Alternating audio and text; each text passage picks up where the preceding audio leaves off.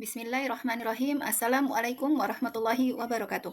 Alhamdulillahirrabbilalamin. Segala puji bagi Allah yang masih memberikan kita nikmat iman, nikmat Islam, hati yang masih terpaut dengan kajian. Salawat serta salam semoga tetap tercurah kepada baginda Nabi Muhammad SAW. Allahumma sholli ala Sayyidina Muhammad. Selamat datang di channel Herini. Pada kesempatan kali ini, saya akan memaparkan materi terkait dengan genosida Palestina kapan berakhir. Materi ini pernah disampaikan di acara kajian sahabat remaja di Masjid Al-Hikmah Antapani di Ahad 3 November 2024 tahun lalu. Jadi, fakta yang ada di slide ini yang waktu November tahun lalu. Tapi insya Allah pemaparan analisis solusinya masih relevan. Selamat menyimak. How do you feel about Palestine? Apa yang teman-teman rasakan ketika mendengar kata Palestina? Ketika mendengar kabar-kabar saudara-saudari kita di Palestina? Apakah bosan? Don't stop talking about Palestine. Semoga dengan seringnya melihat kabar-kabar saudara-saudari kita di Palestina, kita tidak pernah bosan.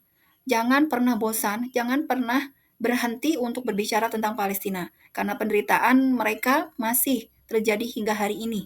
Sudah sangat-sangat lama. Di pemaparan kali ini, di slide yang ditampilkan, itu adalah data-data kekejian Zionis Israel setahun terakhir sejak 7 Oktober 2023.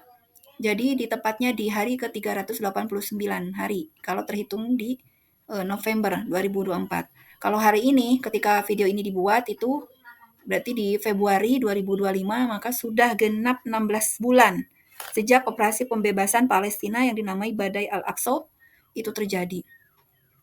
Maka korbannya itu sudah sangat jauh melebihi dari data yang tertera di slide ini. Sudah sangat banyak, lebih dari 100.000 korban tewas di Gaza. Belum yang luka-luka, belum yang tewas setiap hari, setiap 15 menitnya. Waktu data November tahun lalu saja, setiap 15 menit satu anak tewas. Ribuan masjid dihancurkan bom Israel. Al-Quran dibakar. Ratusan sekolah rusak berat. Situs sejarah dan gereja hancur. Ratusan imam yang ada di Gaza terbunuh. Ribuan mayat Gaza dicuri dan dijual organ tubuhnya. 2.300 kalau data di November lalu. 2,3 juta penduduk mengungsi dan ini jelas datanya jauh lebih banyak hari ini. 70% penduduk Gaza kelaparan dan ratusan ribu penduduknya hilang. Akan sampai kapankah ini semua terjadi? Akan sampai kapankah kita hanya sebagai penonton dari kebiadaban Zionis Israel terhadap saudara kita? Ingin rasanya menghentikan ini semua, tapi bagaimana caranya? Maka kalau kita perhatikan, ada dua sisi yang berbeda antara ketangguhan pemuda Palestina dengan keadaan remaja di mayoritas Indonesia hari ini. Ketangguhan pemuda Palestina, mereka semangat menghafal Al-Quran di tengah perang. Mereka yang menjadi target mereka adalah hafal Al-Quran secepat mungkin, dimanapun, dalam keadaan apapun mereka saat ini berada. Di pengungsian, kem-kem pengungsian, Al-Quran adalah sahabat terbaik bagi mereka, selalu dibawa kemanapun mereka pergi. Mereka hadapi semua takdir ini dengan keadaan yang tabah, tegar dengan ujian. Semangat belajarnya tetap tinggi. Mereka adalah sosok para pemuda yang beriman terhadap qadanya Allah. Dan cita-cita terbaik mereka adalah mati syahid. Tampak digambar banyak para remaja putra, remaja putrinya, itu melakukan halaqah Quran di kem-kem pengungsian. Itu luar biasa. Mirisnya, kondisi yang berkebalikan terjadi di mayoritas remaja Indonesia saat ini. Menjadi sosok generasi yang lemah. 15,5 juta remaja Indonesia terkena mental health, sakit mental, rapuh, sampai dibilang generasi strawberry gitu. Rapuh, enggak, kalau bahasa Sundanya tuh enggak kena angin, enggak terkena angin sepoi-sepoi, gangguan, langsung stres akademis, kecemasan berlebih, citra diri sosial media, itu menjadi masalah-masalah yang dialami mayoritas remaja. Bullying teman, ngeri-ngeri itu kasus-kasus bullyingnya. Gangguan tidur, FOMO, fear of missing out. Jadi selalu pengen tidak mau kehilangan momen tren, yang lagi tren apa gitu. Kalau beberapa bulan ke belakang tahun lalu itu sempat yang semua viral gitu ya, labubu gitu, sampai-sampai ada yang remaja waktu pas awal keluar Labubu itu, remaja-remaja tuh sampai ngantri panjang banget gitu, ingin mendapatkan boneka Labubu sebagaimana yang dimiliki oleh Lisa Blackpink. Itu dibela-belain. Di sisi yang lain, orang tua mereka ngantri ngantri gas, ngantri minyak gitu. Itu kan jomplang banget gitu. Itu kenapa sih seperti itu? Karena sudah terkena penyakit yang namanya FOMO, ketakutan untuk tidak terlihat tren. Dan ini adalah satu penyakit mental. Fokusnya udah ke arah dunia, pandangan manusia. Kalau dalam pemuda Palestina, maka pandangan mereka itu fokusnya adalah pandangan Allah, kemuliaan di mata Allah. Kita sepakat tentu saja bahwa iman warga Palestina itu begitu teguh. Keteguhan iman warga Palestina itu digambarkan dalam hadis riwayat Ahmad. Rasulullah Shallallahu Alaihi Wasallam bersabda, "Tak henti-hentinya umatku berpegang teguh pada kebenaran, bersikap keras terhadap musuh mereka, tidak goyah terhadap orang yang menentang mereka, serta tidak pula oleh musibah yang menimpa mereka sehingga tiba hari kiamat dan mereka tetap seperti itu." Para sahabat bertanya, "Wahai Rasulullah, di manakah mereka?" Beliau menjawab, "Di Baitul Maqdis dan di bawah pelindungan Baitul Maqdis." Hadis riwayat Ahmad. Jadi sosok pemuda tangguh ini sudah Rasulullah gambarkan dalam hadis yang tadi dipaparkan. Dan ternyata memang betul. Nah, di foto, di gambar itu bisa terlihat sampai fenomenal ini ada sosok remaja putri yang bernama Ahed Tamimi. Dia begitu berani meskipun perempuan, tapi dia berani menghadapi tentara Zionis yang bersenjata lengkap, nantang gitu. Itu sampai viral sempat. Dan beberapa kali dia pernah tertangkap. Jadi keluar masuk penjaranya Israel. Tapi tetap gadis pemberani ini tidak berubah keteguhan imannya, tidak berubah keberaniannya. Kita pun bisa saksikan gambar yang di bawahnya, itu ada anak-anak kecil, usia-usia TK, balita gitu ya, usia TK. Itu yang begitu, jangankan takut terhadap tentara Israel, ketika ada tentara Israel yang masuk ke dalam rumah mereka, digerebek gitu. Bukannya nangis, nyumput gitu ya kalau bahasa Sundanya mah. Ngumpet di pojokan, nangis, manggil orang tuanya, sama sekali tidak bersikap seperti kebanyakan bocah seusianya. Tapi mereka sudah tampak keberaniannya. Mereka bahkan berdiri, membentangkan bendera Palestina dan memandang tentara-tentara Israel yang masuk itu dengan pandangan penuh keberanian. Maka wajar kalau tentara Zionis Israel itu juga takut terhadap bocah-bocah Palestina karena mereka tidak seperti bocah di dunia muslim pada umumnya. Mereka sudah tampak keberanian membela agama Allah, mempertahankan, memperjuangkan Baitul Maqdis Palestina. Itu luar biasa. Jadi benarlah apa yang disampaikan Rasulullah dalam hadis tadi. Pertanyaan berikutnya, termasuk generasi manakah kita? Generasi pejuang, generasi penikmat, generasi penghancur. Sebetulnya ada 3 tipe generasi yang bisa dikategorikan gitu. Generasi pejuang tentu saja generasi yang berani memperjuangkan nilai-nilai Islam senantiasa tegak dalam kehidupan dia. Ini potret yang tampak adalah keteguhan iman pemuda Palestina. Sebetulnya masih banyak juga pemuda-pemuda yang tipe generasi pejuang di negeri-negeri muslim lainnya. Contohnya generasi yang berusaha untuk menghafalkan Al-Quran, berusaha untuk terikat dengan aturan hukum Islam, taat dalam kebenaran, berdakwah dan sebagainya itu masih ada sebetulnya, cuma jumlahnya jauh lebih sedikit. Ataukah generasi penikmat ya. Generasi penikmat itu apa ya? Kerjaannya rebahan, lihat HP, menikmati santai-santai gitu, waktunya terbuang sia-sia.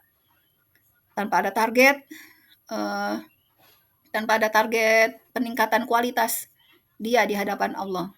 Jangan sampai kita menikmati dunia ini, cinta terhadap dunia, lalai terhadap akhirat. Atau yang ketiga yang lebih parah, dia menzolimi diri mereka sendiri menjadi generasi penghancur. Dia menghancurkan nasib dirinya sendiri di dunia dan akhirat. Bergaul dengan pergaulan yang tidak sehat, pergaulan bebas, pacaran, merokok, mabuk-mabukan, narkoba, wah nauzubillah. Penghancur, jadi berhati-hatilah. Jadi jangan juga merasa tidak merugikan yang lain, jadi nggak apa-apa sih jadi generasi penikmat, nggak boleh juga gitu. Itu namanya lalai. Mari kita awali dengan mengucapkan ya generasi pejuang. Tujuan kita Allah yang kuasa, teladan kita Muhammad tercinta, panduan kita Al-Quran mulia, cita-cita kita Syahid di jalan Allah. Allahu Akbar. Tahukah teman-teman semuanya, ternyata sebelum Israel memperluas serangannya terhadap negeri-negeri Muslim di sekitar Palestina, Israel itu sempat meminta izin di sidang umum PBB tahun 2024 lalu, 26 September 2024 itu, dengan mengusulkan peta Timur Tengah baru. Tampak di gambar bagaimana Perdana Menteri Israel, Benjamin Netanyahu, memperlihatkan dua peta. Peta apa saja itu?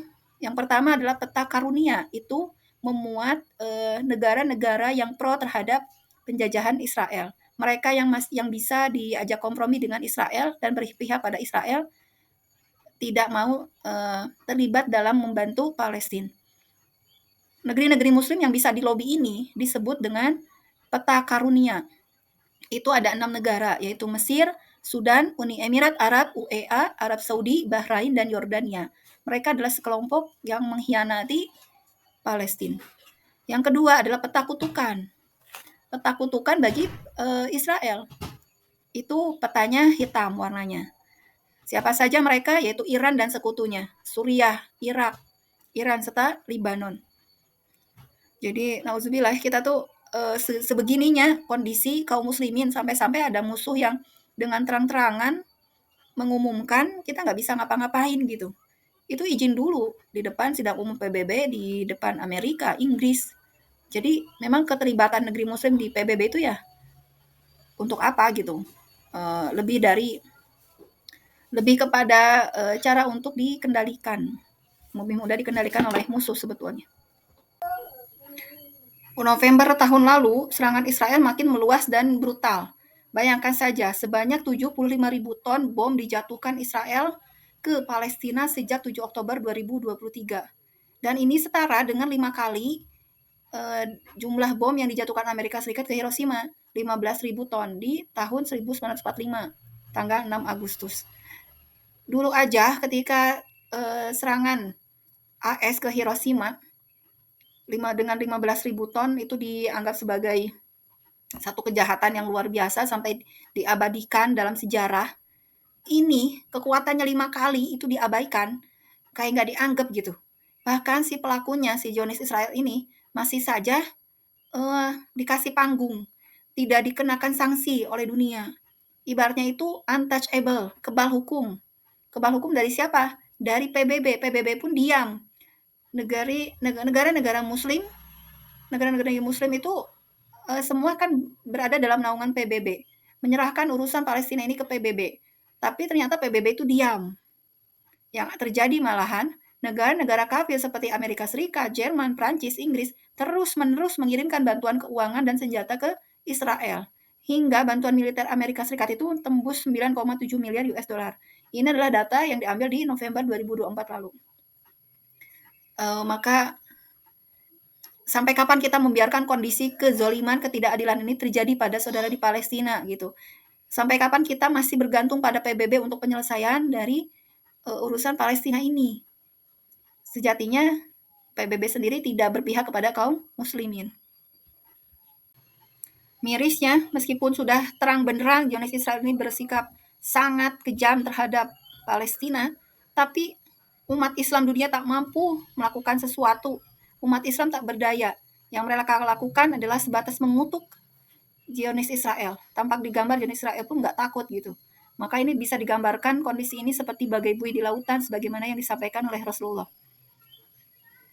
Nah, padahal kalau dibandingkan jumlah Zionis Israel dan umat Islam itu sangat jauh berbeda. Jumlah umat Islam sedunia itu 2 miliar. Sedangkan jumlah Zionis Israel hanya sekitar 10 juta jiwa. Tapi mengapa tidak bisa dilawan? Mari kita perhatikan. Ternyata jumlah Zionis Israel yang meskipun 10 juta jiwa, itu didukung negara adidaya Amerika Serikat, PBB, Jerman, Prancis, Inggris, juga sejumlah negara Arab pengkhianat. Sehingga ya makin semena-mena gitu. Ibaratnya itu kalau pembuli meskipun jumlahnya yang ngebulinya sedikit, tapi yang ngedukungnya itu ya yang punya kekuasaan di dunia ini. Jadi dia tidak takut untuk dikenakan sanksi. Nah, sedangkan umat Islam meskipun jumlahnya banyak, tapi kualitasnya bagaikan buih. Mereka kenapa jadi buih? Karena mereka terpecah belah dalam sekat nasionalisme. Kita itu terpecah belah dalam sekat bangsa-bangsa, negara bangsa-bangsa, nation state. Sehingga wajar kalau lemah. Setiap negeri muslim itu disibukkan dengan urusan dalam negerinya yang nggak beres-beres, bahkan makin terpuruk gitu. Sebagaimana Indonesia, hutangnya itu makin menumpuk, entah kapan bisa keluar dari jeratan hutang, 7.000 triliun lebih di tahun 2024 lalu. Hari ini ya nambah lagi, nauzubillah. Jadi boro-boro bisa peduli, bisa melakukan sesuatu yang bisa memberi pelajaran pada Zionis Israel dan sekutu-sekutunya. Karena urusan dalam negeri masing-masing negeri muslim itu udah juga mengerikan. Mari kita perhatikan sejarah. Jas merah, jangan sampai melupakan sejarah. Awal mula Palestina dijajah Israel. Pertama kita harus tahu, nih ada dua foto ya, yang foto di atas itu adalah Theodor Herzl, di mana bendera Israel yang berlumur darah. Dan di bawah itu adalah Sultan Khalifah Abdul Hamid II. Nah, awal mulanya itu di tahun 1860, Theodor Herzl, Bapak Yahudi Zionis lahir. Tahun 1856, 36 tahun usia dia menulis buku fenomenal yang berjudul The Hidden Star. Ini adalah buku yang berbahaya, yang memuat ide gila dan berbahaya. Apa isi bukunya? Theodor Herzl ini merasa perlu bagi orang-orang Yahudi untuk memiliki sebuah negara. Itu disampaikan di buku dia. Dan akhirnya dia terobsesi sekali untuk mewujudkan keinginannya tadi. Akhirnya dia nyari dukungan ke konglomerat Yahudi waktu itu. Dan akhirnya didukung dan dibiayai konglomerat Rothschild yang menjadi bapak perbankan dunia. Kemudian tahun 1897 terjadilah yang namanya Kongres Zionis pertama di dunia dan menetapkan tanah Palestina sebagai tempat yang harus mereka rebut dan dijadikan negara Israel. Kebayang ya kalau satu ide itu diseriusi, itu potensi kebahayaannya ngeri. Tahun 1897 akhirnya Theodor Herzl ini ya menghadap Khalifah Sultan Abdul Hamid II beserta orang-orang Zionis Yahudi yang lainnya. Kenapa datang ke Khalifah? Karena waktu itu Palestina itu berada dalam perlindungan naungan Khilafah Islam yang dipimpin oleh seorang khalifah. Akhirnya datanglah orang-orang Zionis Yahudi ini kepada Khalifah Sultan Abdul Hamid II minta izin untuk mendirikan negara Yahudi di Palestina. Tentu saja ditolak mentah-mentah oleh Sultan Abdul Hamid II. Ternyata meskipun sudah ditolak di tahun 1897 tadi, orang Yahudi, Theodor Herzl ini beserta orang Yahudi yang lainnya itu tidak kapok-kapoknya untuk mencoba terus memohon kepada Sultan Khalifah Abdul Hamid untuk mengizinkan didirikannya negara Israel di Palestina. Tahun 1901, Yahudi datang lagi menawarkan kepada Utsmani dengan membawa 150 juta pound sterling atau setara dengan 350 triliun. Itu besar banget untuk ukuran saat itu ya. Plus bonus membangun infrastruktur, universitas, pokoknya mah tawarannya itu sangat menggiurkan. Sebagaimana negara Indonesia hari ini yang ditawarkan oleh Cina, Amerika gitu. Bantuan-bantuan, investasi infrastruktur yang nilainya fantastis, ratusan triliun gitu. Tapi negara kita mah dengan senang hati membuka peluang penjajahan. Tetapi tidak bagi seorang khalifah Abdul Hamid II. Dia adalah benteng terakhir Palestina. Beliau menolak kembali tawaran yang menggiurkan dari orang Yahudi tadi. Perhatikan kalimat yang disampaikan oleh Khalifah Abdul Hamid II. Aku tidak akan melepaskan walaupun segenggam tanah ini, Palestina, karena ia bukan milikku. Tanah itu adalah hak umat Islam. Umat Islam telah berjihad demi kepentingan tanah ini dan mereka telah menyiraminya dengan darah mereka. Yahudi, silakan menyimpan harta mereka. Jika Daulah Khilafah Utsmaniyah dimusnahkan pada suatu hari, maka mereka boleh mengambil Palestina tanpa membayar harganya. Akan tetapi sementara aku masih hidup, aku lebih rela menusukkan pedang ke tubuhku daripada melihat tanah Palestina dikhianati dan dipisahkan dari Daulah Islamiyah. Luar biasa sebegitu tegasnya yang disampaikan oleh Khalifah Abdul Hamid II kepada orang-orang Yahudi tadi. Maka sejak saat itu orang Yahudi Zionis Israel itu mencoba untuk pakai jalur yang lain, jalur penjajahan. Berarti tertanam dalam benak mereka, berarti harus dilenyapkan dulu kekhilafan Islamnya harus dihapuskan dulu gitu, diruntuhkan dulu. Akhirnya dengan dibantu skenario barat, konspirasi barat untuk meruntuhkan khilafah, terjadilah tanggal 27 April 1909, 8 tahun kemudian, Sultan Abdul Hamid II digulingkan dari kekuasaannya dan diasingkan ke Salonika. Ya Allah ya Robi, diusir khalifah gara-gara menolak keinginan Zionis. Maka Rasul SAW bersabda, Innamal imamu junnatun. Sungguh imam khalifah itu adalah bagikan perisai atau junnah bagi kaum muslimin. Hadis riwayat Bukhari dan Muslim. Posisi khilafan Utsmani semakin lemah. Terjadilah Perang Dunia ke-1 di tahun 1914-1918. Jadi terpojokan. Kondisi khilafan Islam itu hingga terpojokan. Terpojokan untuk apa? Untuk mau nggak mau harus ikut terlibat dalam Perang Dunia ke-1 gitu. Dan ini adalah skenario juga untuk meruntuhkan khilafah. Nah, ini ada blok sentral dan blok sekutu. Blok sekutunya itu adalah Inggris, Prancis, Amerika, Jepang, Italia, dan lain-lain. Blok sentralnya melawan Khilafah Utsmani Turki, Jerman. Tentu saja kalah ya. Karena di belakang layar Jerman pun sebetulnya ya berpihaknya pada sekutu gitu. Akhirnya apa? Tahun 1917 Khilafah Utsmani karena kalah, berada di pihak yang kalah, dibagi wilayahnya oleh Inggris dan Prancis lewat perjanjian Sykes-Picot. Jadi Yahudi itu nulis surat permintaan pada Menlu Inggris Lord Balfour untuk ingin menempati tanah Palestina. Ya tentu saja itu diaminkan. Jadi ketika Khilafah Utsmani Turki itu kalah di Perang Dunia ke-1, maka kan wilayah Khilafah Utsmani jadi miliknya Inggris. Jadi lemah. Jadi Inggris yang ngebagi-bagi. Yaitu terjadilah 2 November 1917 deklarasi Balfour. Deklarasi yang disematkan pada nama Menlu Inggris Lord Balfour yang menyetujui permintaan Yahudi untuk memberikan wilayah Palestina kepada Zionis Israel. Nauzubillah. Nah, tahun 1922 Inggris sebagai ketua Liga Bangsa-Bangsa jadi mengizinkan Yahudi pindah ke Palestina. Minded for Palestine. 1922 itu masih ada kehilafan Islam masih ada waktu itu, tapi sudah sangat-sangat lemah dan dilemahkan. Kemudian tahun 1922 sampai 1940 terjadi eksodus jutaan orang Yahudi dari berbagai penjuru dunia ke tanah Palestina. Kebayang ini, ngeri, rumah-rumah yang sudah ada penghuninya yang ditempati oleh Palestina tiba-tiba didatangi oleh orang-orang Yahudi. Dengan mudahnya masuk ke rumah-rumah Palestina dan mengusir orang-orang Palestina dari tanah mereka. 29 November 1947 terjadi Perang Dunia Kedua dan pemimpin dunia berganti jadi Amerika. LBB pun berubah menjadi PBB. 14 Mei 1948 maka terjadilah yang declaration ya, didirikan negara Israel. Dan 15 Mei 1948 ini adalah terjadi tragedi Nakba, yaitu apa? Pengusiran massa rakyat Palestina. Maka kalau diperhatikan kesimpulannya adalah bapak penjajahnya itu adalah Inggris, ibu penjajahnya Amerika, bidannya itu PBB. Anaknya siapa ya? Zionis Israel. Maka kalau hari ini kita masih berharap menyelesaikan masalah Palestina ngandelin pada resolusi dua negara yang ditawarkan oleh PBB, itu tuh kebodohan yang sangat gitu. Gak akan pernah PBB itu memihak kepada kaum muslimin, karena sejatinya PBB-nya sendiri adalah bidan yang bidannya Israel gitu. Jadi harusnya kita bersikap cerdas dan stop berhenti berharap pertolongan dari musuh Islam. Harusnya ya kita hanya bisa menyelesaikan masalah ini ya dengan kekuatan kaum muslimin sendiri, dengan persatuan kaum muslimin. 76 tahun genosida Palestina. Jadi bukan sekedar berapa hitungan 16 bulan, 17 bulan gitu ya. Kalau dihitungnya sejak Badai Al-Aqsa. Tapi sudah sangat lama, 77 tahun terhitung di tahun 2025 ini.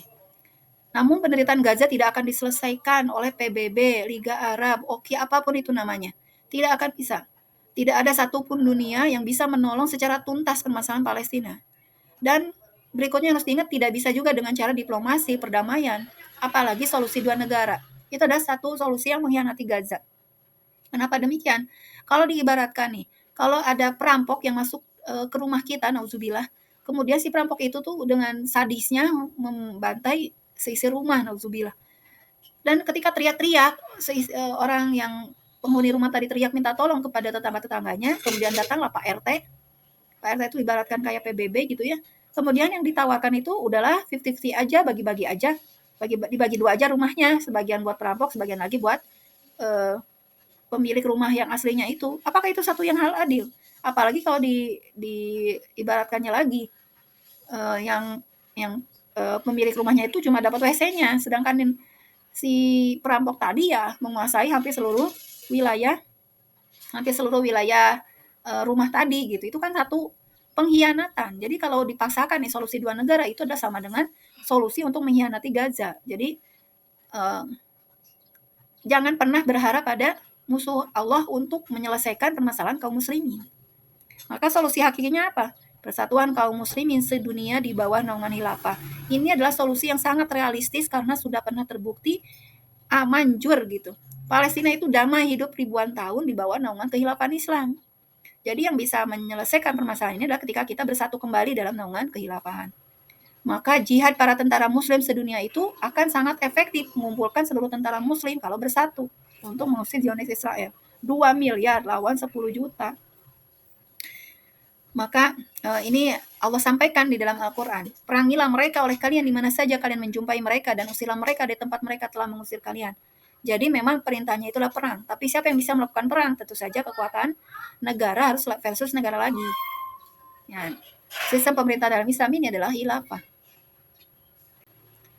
Jadi tadi solusi hakikinya adalah persatuan kaum muslimin dan itu sudah pernah terbukti bahwasanya kekuatan tentara kaum muslimin ketika bersatu, contohnya kekuatan di bawah kepemimpinan tentara Salahuddin Al-Ayyubi itu mampu untuk membebaskan Palestina saat itu.